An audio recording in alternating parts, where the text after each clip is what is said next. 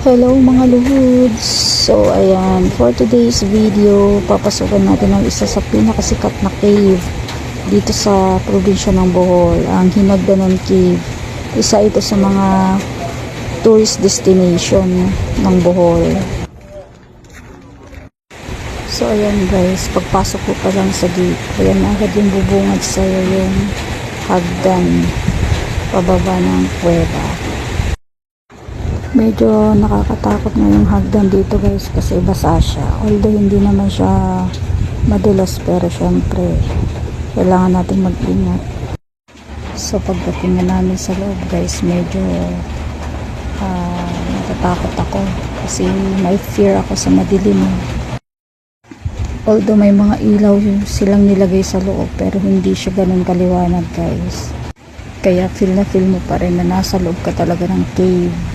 So, habang papasok na kami ng papasok guys is maririnig mo yung lagaslas ng tubig o yung tunog ng tubig kasi mayroon siyang lagoon sa loob. So, ayan, as you can see, para siyang may swimming pool sa loob. So, tourist destination na talaga to guys kasi ayan, may mga nakasalubong pa nga kaming mga foreigner na palabas na.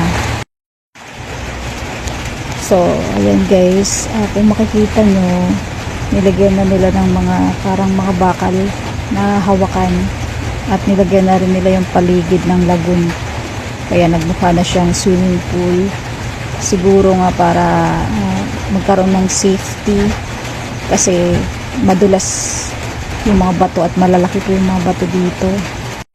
So, ayan, pagdating na namin sa loob guys is madilim. Hindi naman siya ganun kadilim kasi may mga ilaw nga naman siyang nilagay nila pero hindi siya ganun kaliwanag. Tapos may dalawang butas akong nakita na yan din yung tinatagusan ng liwanag na galing sa labas. Ayun, butas din yun nasa gilid na yun.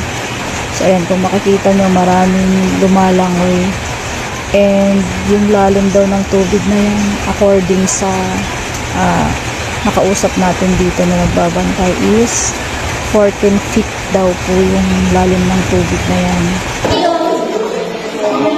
Ayan si kuya yung tagabantay dito sa loob.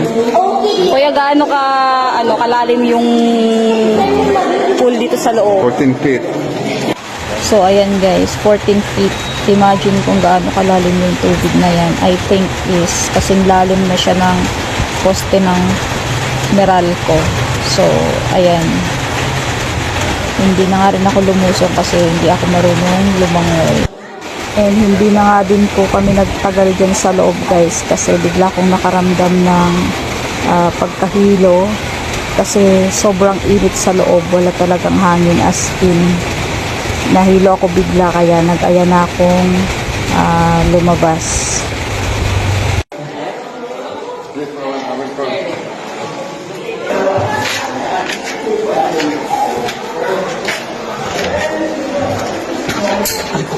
Kaya na tayo guys. Yung mati sa loob. Ang init, doon ang hangin. Nasusuffocate ako. Dadaan pa rin siya kasi nadulas. Hawag na rin sa gilid.